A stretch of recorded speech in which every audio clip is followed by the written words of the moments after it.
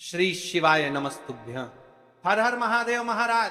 आप सभी लोग जानते हो 2 अक्टूबर 2025 यानी कि गुरुवार को इस आश्विन माह की दशमी तिथि यानी विजयदशमी पड़ रही है और यह सबसे बड़ी तिथि और साल का सबसे बड़ा दिन है। जीवन में कितनी भी समस्या चल रही हो, विजयदशमी या दशहरा वाले दिन केवल शिव मंदिर में जाकर के इस उपाय को कर लेना, फिर देखना महाराज चमत्कार। मात्र एक तुलसी की लकड़ी का दीपक और 7 चने की दाल वाला उपाय।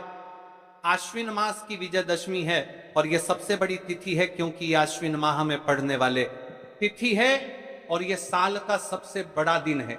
जीवन में कितनी भी समस्या चल रही हो, विजयदशमी तिथि के दिन कर लेना यह छोटा सा उपाय, हर मनोकामना पूर्ण होगी। देखिए, इस तिथि का सबसे बड़ा और विशेष महत्व होता है। जीवन में जो भी समस्या चल रही है, महाराज विजयदशमी तिथि के पावन पर्व पर मात्र एक तुलसी की लकड़ी का दीपक और 7 चने की दाल वाला उपाय, विजयदशमी तिथि गुरुवार के दिन इस उपाय को अवश्य करना चाहिए। देखिए, ये आश्विन माह की विजयदशमी है। आप सभी को पता है यह साल में केवल एक बार ही आती है। इस दिन केवल यदि इस एकमात्र उपाय को कर लेते हैं तो महाराज जो भी हमारे जीवन में जो समस्या चल रही है, धन संपदा में कमी, कार्य में वृद्धि न होना, घर में दुख कष्ट, सारी समस्या समाप्त होती है क्योंकि यह उपाय एकमात्र आश्विन मास की विजयदशमी और विशेषकर दशमी तिथि पर किया जाता है। पूरा साल निकल गया हो, आपने इस उपाय को आज तक किया ही ना हो तो महाराज विशेषकर मेरी माता बहन इस अश्विन मास की विजयदशमी यानी कि दशहरा वाले दिन उपाय को अवश्य कर ले। ऐसे मौके बार बार नहीं मिलते। देखिए महाराज, यदि हम इस आश्विन माह की विजयदशमी दशहरा वाले दिन अपने गांव के शिव मंदिर में या किसी भी आसपास के शिवालय में इस उपाय को करते हैं तो महाराज आपके जीवन में कितनी बड़ी भी समस्या क्यों ना हो, वह एक एक करके नष्ट हो जाती है। क्योंकि शिव महापुराण की कथा में उल्लेख है कि विजयदशमी यानी दशहरा वाले दिन का सबसे बड़ा और विशेष महत्व होता है। तो आपको या फिर आपके घर के किसी भी एक सदस्य को इस दिन शिव मंदिर में है छोटा सा कार्य तो अवश्य ही करना चाहिए। यदि आप इस उपाय को करते हैं तो हमारे जीवन में चल रही कठिनाइयों समाप्त होती है, जैसे कि पितृदोष, काल सर्प दोष, वास्तु दोष। उसी प्रकार से हमें मात्र एक तुलसी की लकड़ी का दीपक और 7 चने की दाल वाला उपाय को करना है। 2 अक्टूबर गुरुवार सबसे बड़ा दिन, अश्विन माह दशमी तिथि और दशहरा यानी कि विजयदशमी पर करना है। ऐसे मौके बार बार नहीं मिलते, केवल वर्ष में एक बार ही इस उपाय को करने का मौका मिलता है। देखिए, आज की इस कथा से हम आपको जो उपाय बता रहे हैं उस उपाय को आपको अश्विन माह की विजयदशमी पर करना है। आज की इस कथा से हम दशहरा वाले दिन आपको इस उपाय को अवश्य करना है क्योंकि यह उपाय केवल विशेष तिथि पर और विशेष पावन पर्व पर ही किए जाते हैं। और देखिए, यदि इस उपाय को आपका घर का कोई एक व्यक्ति भी कर लेता है तो महाराज जी पूरे घर परिवार में चल रही समस्या साथ में समाप्त होती है। सबसे पहले आपको हम इस उपाय का महत्व बता देते हैं। तुलसी की लकड़ी का दीपक घर में माता लक्ष्मी का स्थायी वास करती है क्योंकि यह समर्पण वाला उपाय है और इस उपाय को हम विजयदशमी के दशहरा के दिन पर कर रहे हैं। तो महाराज यदि लक्ष्मी की समस्या है तो वह समस्या भी समाप्त होगी, जो आपकी मुश्किल समस्या समाप्त होती हैं। और चने की दाल यह शुभ का संकेत है, यानी विवाह में अड़चन आ रही है या फिर कोई कार्य में, तो उसमें अवश्य सफलता प्राप्त होगी। इस उपाय को करने का तो फल हमें मिलता ही है, लेकिन यदि किसी विशेष तिथि पर किया जाए तो उसका भी हमें फल प्राप्त होता है। आश्विन माह यह महीना बड़े बड़े पूजा पाठ और अनुष्ठान को समर्पित किया जाता है क्योंकि इस माह में बुराई पर अच्छाई की जीत हुई थी।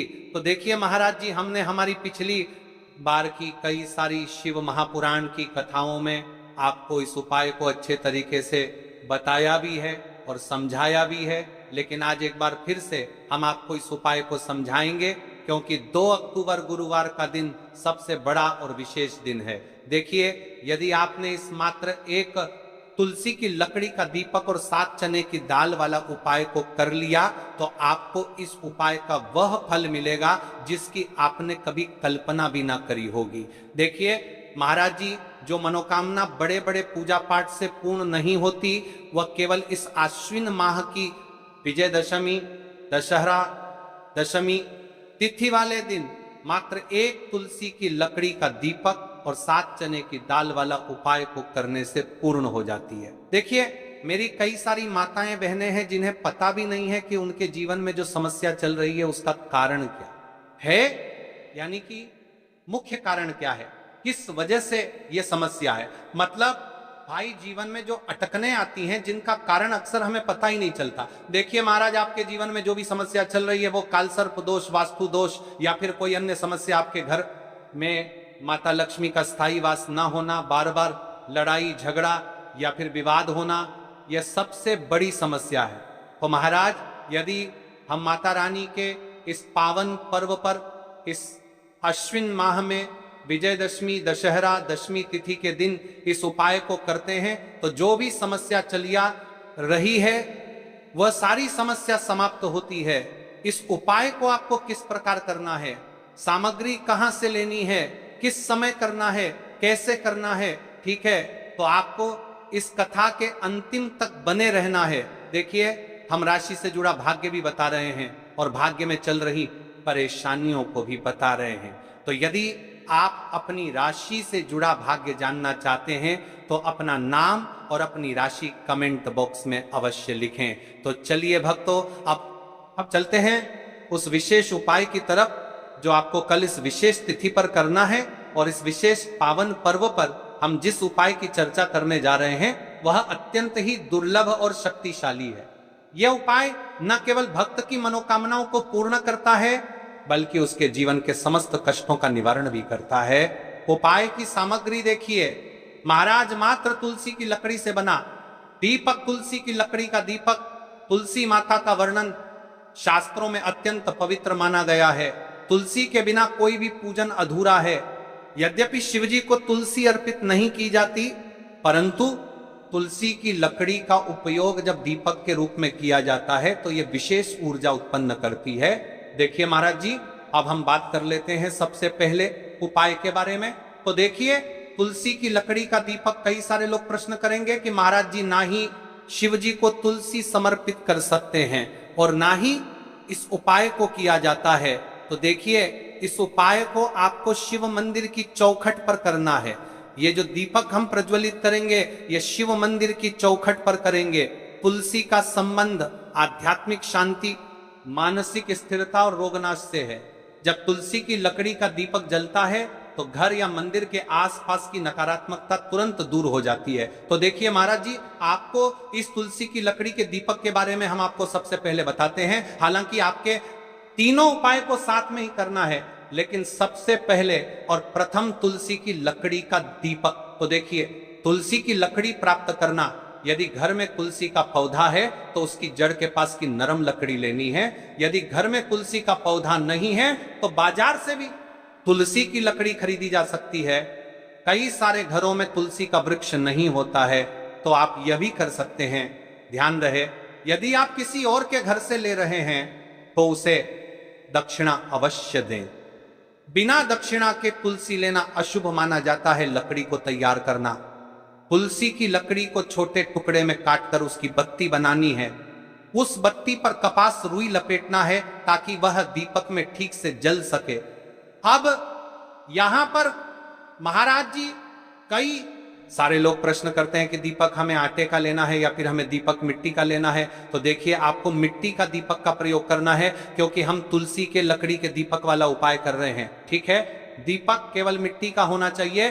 पीतल, कांसे या किसी और धातु का दीपक इस उपाय में उपयोग नहीं करना। मिट्टी का दीपक धरती तत्व का प्रतिनिधित्व करता है और यह शिव पूजन में सबसे उत्तम माना जाता है। अब देखिए महाराज जी, हमें तेल का किस प्रकार प्रयोग करना है। तो देखिए, तेल का प्रयोग इस दीपक में तिल का तेल या घी का प्रयोग करें। तिल का तेल पापों का नाश करता है और घी समृद्धि व शांति का वास कराता है। अब कई सारे लोग प्रश्न करते हैं कि महाराज जी, आपने हमें यह तो बताया ही नहीं कि कितने दीपक का उपाय करना है, आखिर दीपक कितने बने हैं। तो देखिए, कितने दीपक जलाने चाहिए यदि समस्या बहुत बड़ी है, जीवन में गहरा संकट है तो 5 दीपक जलाने चाहिए, यदि सामान्य कामना है तो 1 दीपक भी पर्याप्त है। हर दीपक जलाते समय यह भावना रखें कि हे भोलेनाथ, यह दीपक मेरी अंधकारमय जीवन राह को प्रकाशमय करे। जेके महाराज जी, तुलसी के लकड़ी के दीपक वाला उपाय है, यह कोई साधारण उपाय नहीं है। तो आपको क्या क्या सावधानी बरतनी है? दीपक को शिवलिंग पर प्रत्यक्ष रूप से न रखें, इसे मंदिर की चौखट पर या बनाए गए स्वस्तिक पर रखें। दीपक जलाते समय मन में शुद्ध भाव होना चाहिए। दीपक बुझने के बाद उसकी राख को पवित्र स्थान पर ही विसर्जित करें। महाराज जी, जैसे ही तुलसी की लकड़ी का दीपक जलता है वैसे ही साधक को एक अलग ही शांति का अनुभव होता है, मन का तनाव समाप्त होता है। आंखें बंद करके जब दीपक की लौ के सामने बैठते हैं तो लगता है कि यह लौ सीधे आत्मा से संवाद कर रही है। यह लौ मानो भगवान शिव के आशीर्वाद का प्रतीक बन जाती है।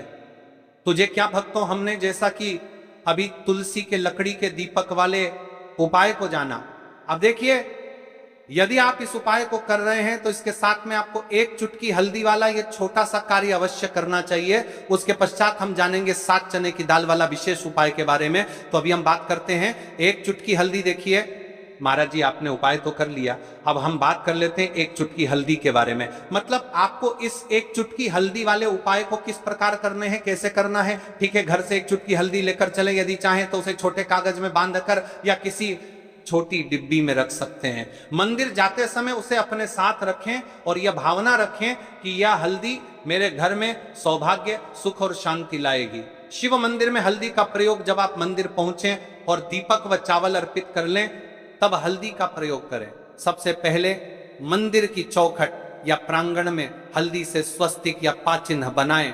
यह चिन्ह शुभता और मंगल का प्रतीक है। इसके बाद तुलसी की लकड़ी वाले दीपक को उसी स्वस्तिक पर रखें, दीपक प्रज्वलित करें और मन ही मन प्रार्थना करें। हल्दी का आध्यात्मिक प्रभाव, जब हल्दी का स्वस्तिक बनता है तो मंदिर में एक सकारात्मक ऊर्जा का चक्र उत्पन्न होता है। यह चक्र साधक के जीवन में समृद्धि का द्वार खोलता है। हल्दी मां लक्ष्मी को अत्यंत प्रिय है, इसलिए जहां यह उपाय किया जाता है वहां दरिद्रता और कष्ट टिक नहीं पाते। हल्दी का प्रयोग करते समय यह मंत्र बोलें, ओम ह्रीं श्रीं क्लीं महालक्ष्म्यै नमः, या फिर शिवजी से प्रार्थना करें, हे भोलेनाथ, इस हल्दी के माध्यम से मेरे जीवन के अंधकार को दूर करें और सुख समृद्धि का प्रकाश फैलाएं। भाई, जैसे ही भक्त स्वस्तिक पर दीपक रखकर प्रार्थना करता है उसे भीतर से अनुभव होता है कि घर की 7 चने की दाल के उपाय के बारे में देखिए। यह सबसे बड़ा और विशेष महा उपाय है।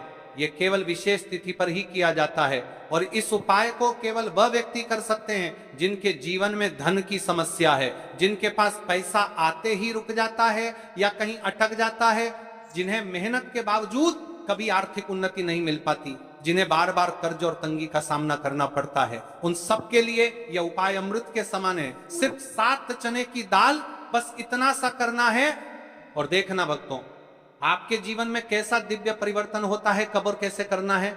अब मैं आपको इस उपाय की संपूर्ण विधि बताता हूं। सबसे पहले आपको 7 चने की दाल तैयार करनी है। ध्यान रहे, 7 चने की दाल, यानी 1 चने में 2 दाने होते हैं, उस हिसाब से बिल्कुल 7 दालें, और इन 7 दालों का कोना टूटा हुआ नहीं होना चाहिए।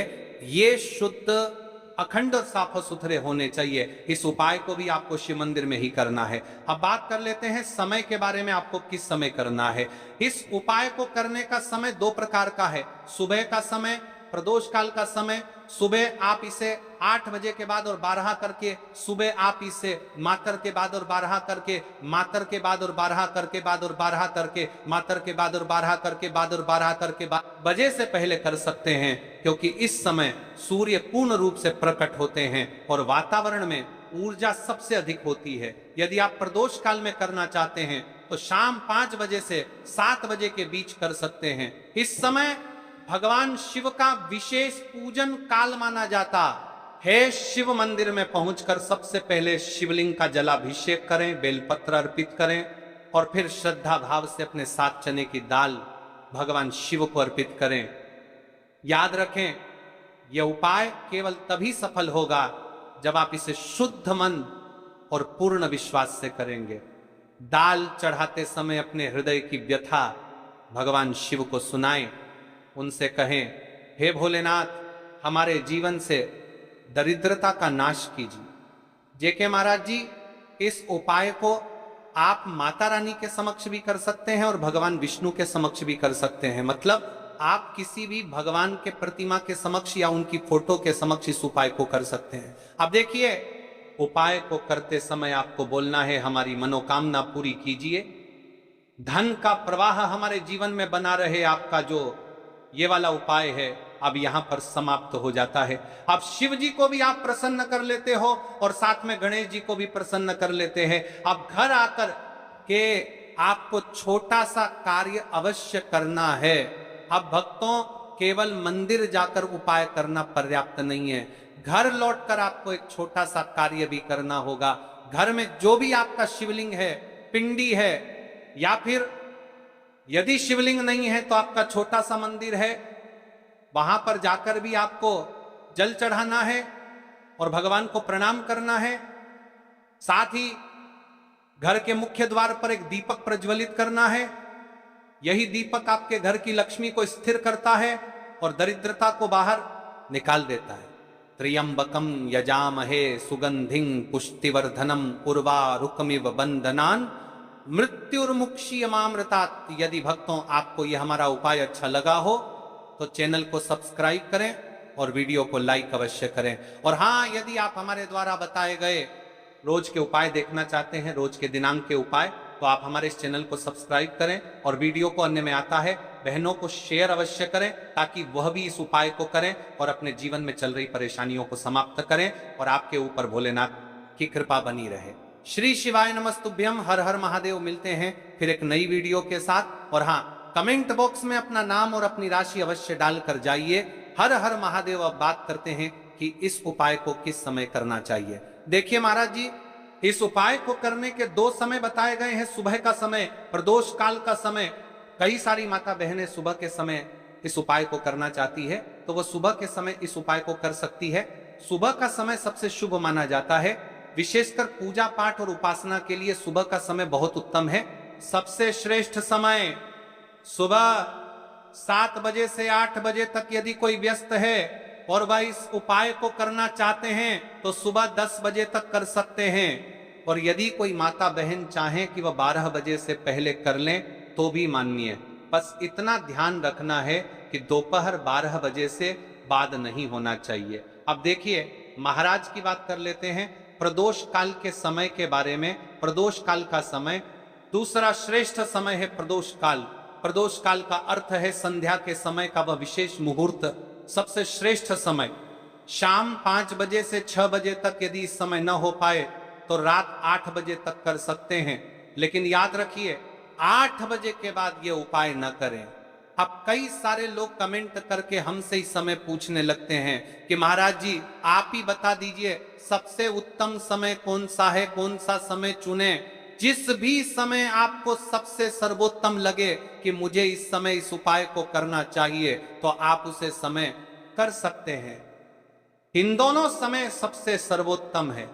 अब देखिए, एक अंतिम और एक विशेष बात हम राशि से जुड़ा भाग्य भी बताते हैं और भाग्य में चल रही है परेशानियों को भी बताते हैं। यदि आपके जीवन में कोई